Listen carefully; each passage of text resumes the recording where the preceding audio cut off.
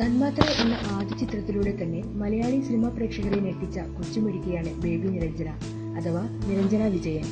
തന്മാത്രയിൽ മോഹൻലാലിന്റെ മകളായി എത്തിയ നിരഞ്ജനയെ മലയാളികൾക്ക് അത്ര പെട്ടെന്നൊന്നും മറക്കാൻ കഴിയില്ല.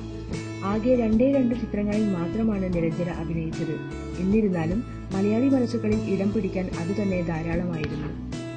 2005 ഭരചന്ദ്രൻ IPS എന്ന സുരേഷ് ഗോപി ചിത്രത്തിലൂടെ ആയിരുന്നു നിരഞ്ജനയുടെ സിനിമയിലേക്കുള്ള അരങ്ങേറ്റം.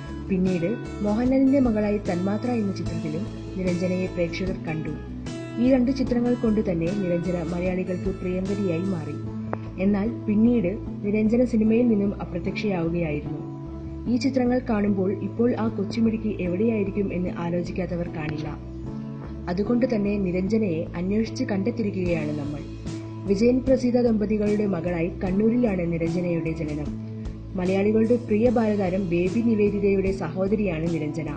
നിരഞ്ജനയും കുടുംബവും UAE അബുദാബിയിൽ ആണ് ഇപ്പോൾ താമസം. അബുദാബി വാട്ടർ ആൻഡ് ഇലക്ട്രിസിറ്റി അതോറിറ്റിയിലെ ജീവനക്കാരനാണ് നിവേദിതയുടെ പിതാവ് വിജയൻ.